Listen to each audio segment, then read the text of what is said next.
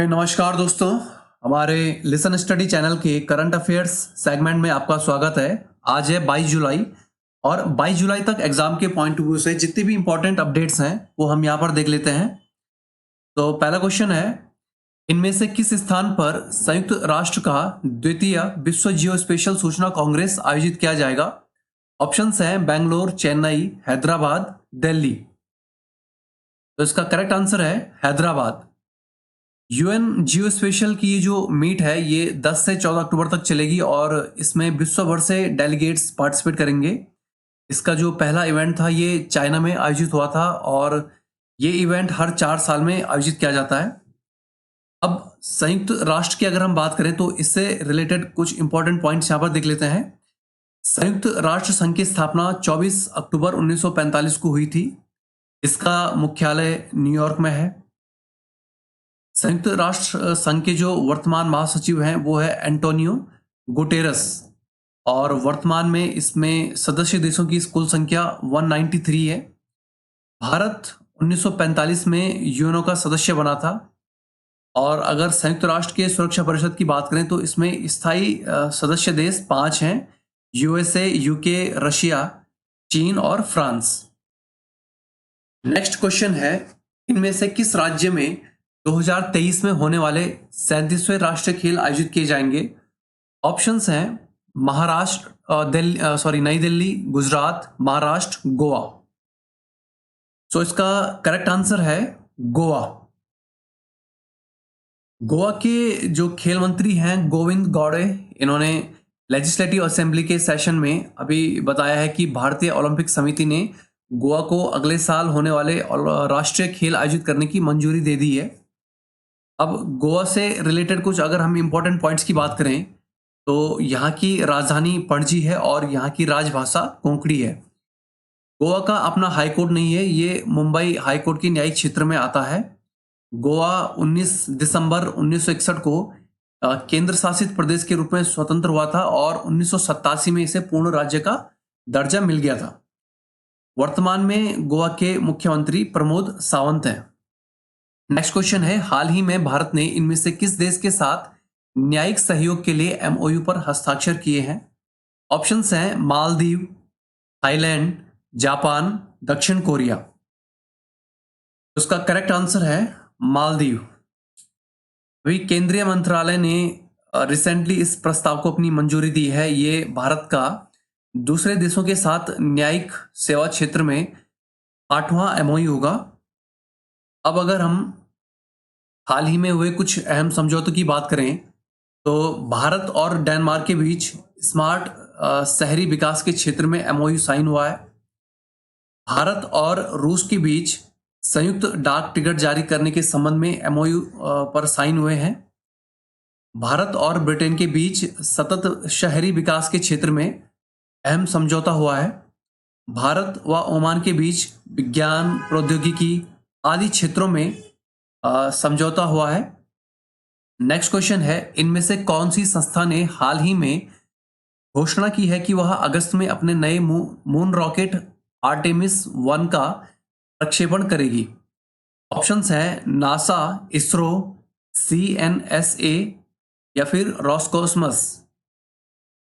तो इसका correct answer है नासा। नासा ने अपने अपोलो 11 मिशन की जो 53वीं एनिवर्सरी पर ये इसका ऐलान किया है कि उनके द्वारा अगस्त में इसका प्रक्षेपण किया जाएगा। अब नासा से रिलेटेड कुछ इंपॉर्टेंट पॉइंट्स हम यहाँ पर देख लेते हैं। नासा यानी कि national aeronautics and space administration, ये अमेरिका की एक अंतरिक्ष एजेंसी है। नासा की स्थापना 1958 में हुई थी। 20 जुलाई 1969 को नासा के अपोलो 11 मिशन के तहत नील आर्मस्ट्रॉन्ग ने चांद पर पहली बार कदम रखा था। नासा का मुख्यालय वॉशिंगटन डीसी में है। अब यहां पर बात करें तो नासा तो अमेरिका की अंतरिक्ष एजेंसी है। इसरो भारत की अंतरिक्ष एजेंसी है। सीएनएसए ये चाइना की अंतरिक्ष एजेंसी है और रॉसकॉस्मस ये रशिया की अंतरिक्ष एजेंसी है। नेक्स्ट क्वेश्चन है, नरेंद्र बत्रा के इस्तीफे के बाद फेडरेशन ऑफ हॉकी इंडिया ने किसे कार्यवाहक अध्यक्ष नियुक्त किया है? ऑप्शंस हैं सैफ अहमद, विनीत सरन, जगदीप कालरा या इनमें से कोई नहीं। तो इसका करेक्ट आंसर है सैफ अहमद। ये आप पिक्चर में देख सकते हैं सैफ अहमद, ये इजिप्ट के हैं। इंटरनेशनल हॉकी फेडरेशन ने अभी इन्हें कार्यवाहक अध्यक्ष चुना है। ये इजिप्ट की नेशनल टीम के प्लेयर रह चुके हैं और एज अ अंपायर और टेक्निकल ऑफिशियल के रूप में भी इनका काफ़ी लंबा करियर रहा है। अब हॉकी से रिलेटेड कुछ इंपॉर्टेंट पॉइंट्स यहाँ पर देख लेते हैं हम। हॉकी भारत का राष्ट्रीय खेल है और हॉकी इंडिया की स्थापना 2009 में हुई थी।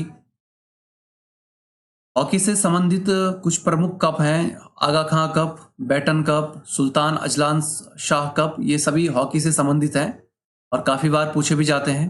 भारत ने ओलंपिक में अपना पहला स्वर्ण पदक हॉकी में 1928 में एम्स्टर्डम में जीता था। सर्वप्रथम हॉकी को ओलंपिक खेलों में 1908 में शामिल किया गया था।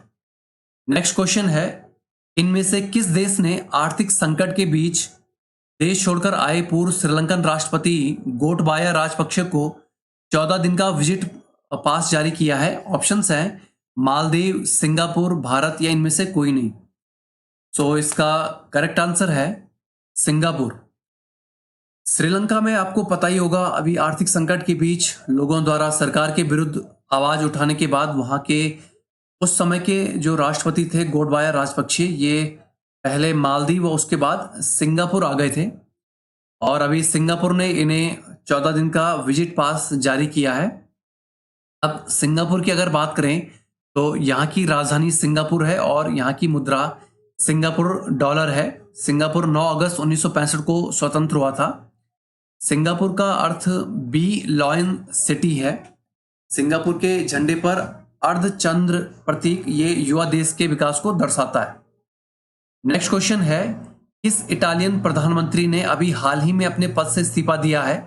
ऑप्शंस हैं Mario द्रागी, gamma D'Souza, gamma Pinto या इनमें से कोई नहीं। तो इसका करेक्ट आंसर है मारियो द्रागी।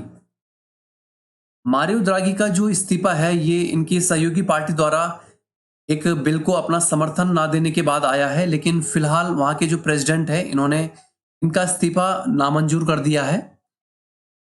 अब इटली की अगर हम बात करें तो इटली की राजधानी रोम है और रोम को कई नामों से जाना जाता है। रोम को पोप का शहर, इटर्नल सिटी, होली सिटी, पश्चिम का बेबीलोन आदि नामों से भी जाना जाता है। इटली की राजधानी रोम ये टाइबर नदी के किनारे बसा है। यहाँ की मुद्रा यूरो है, लेकिन इससे पहले यहाँ की मुद्रा लीरा थी। एटना और स्ट्रोम्बोली ज्वालामुखी ये इटली में है, ये कई बार एग्जाम में पूछे गए हैं। इनमें से कौन भारत के 15वें राष्ट्रपति चुने गए हैं? ऑप्शन है इसमें रामनाथ कोविंद, द्रौपदी मुर्मू, यशवंत सिन्हा या इनमें से कोई नहीं। इसका करेक्ट आंसर है द्रौपदी मुर्मू। ये नेशनल डेमोक्रेटिक अलायंस यानी कि एनडीए की उम्मीदवार थी और ये देश की सर्वोच्च पद पर पहुंचने वाली पहली आदिवासी महिला होंगी। इनका जो सीधा मुकाबला था वो विपक्षी उम्मीदवार और पूर्व में केंद्रीय मंत्री यशवंत सिन्हा से था। इन्हें 64% वोट मिले हैं, जबकि विपक्ष के उम्मीदवार यशवंत सिन्हा को 36% वोट मिले हैं। अब राष्ट्रपति से रिलेटेड कुछ इंपॉर्टेंट पॉइंट्स यहाँ पर हम देख लेते हैं। अनुच्छेद 52 के अनुसार भारत का एक राष्ट्रपति होगा। अनुच्छेद 54 राष्ट्रपति के निर्वाचन से संबंधित है। भारत के संविधान में राष्ट्रपति पद, राष्ट्रपति पर महाभियोग की प्रक्रिया ये अमेरिका के संविधान से लिया गया है। भारत का राष्ट्रपति बनने के लिए न्यूनतम 35 वर्ष की आयु होनी चाहिए। राष्ट्रपति का चुनाव समानुपातिक प्रतिनिधित्व एवं एकल संक्रमणीय पद्धति द्वारा किया जाता है। कुछ इंपॉर्टेंट वन लाइनर्स यहां पर हम देख लेते हैं। रानिल विक्रमसिंघे श्रीलंका के नए राष्ट्रपति चुने गए हैं। असम सरकार ने अभी हाल ही में ऑनलाइन वाहनों के रजिस्ट्रेशन व ड्राइविंग लाइसेंस को सुविधा प्रदान की है। हाल ही में केंद्र सरकार ने जयंती प्रसाद को 5 वर्ष के लिए IBBI का सदस्य नियुक्त किया है। नीति आयोग द्वारा जारी इंडिया इनोवेशन इंडेक्स 2021 में 3 राज्यों कर्नाटक, मणिपुर और चंडीगढ़ ने टॉप किया है। स्मार्ट सिटी प्रोजेक्ट के अंतर्गत फंड का सही उपयोग करने में तमिलनाडु राज्य ने पहला स्थान हासिल किया है। भारत ने अभी हाल ही में नामीबिया देश के साथ चीते के संरक्षण के लिए एक एमओयू पर हस्ताक्षर किए हैं। तो friends, that's all for today. अगर आपको हमारी वीडियो यूजफुल लगी हो तो हमारे चैनल को लाइक, सब्सक्राइब करें और अपने फ्रेंड्स के साथ शेयर भी करें। Thank you all, best of luck. मिलते हैं नेक्स्ट वीडियो में।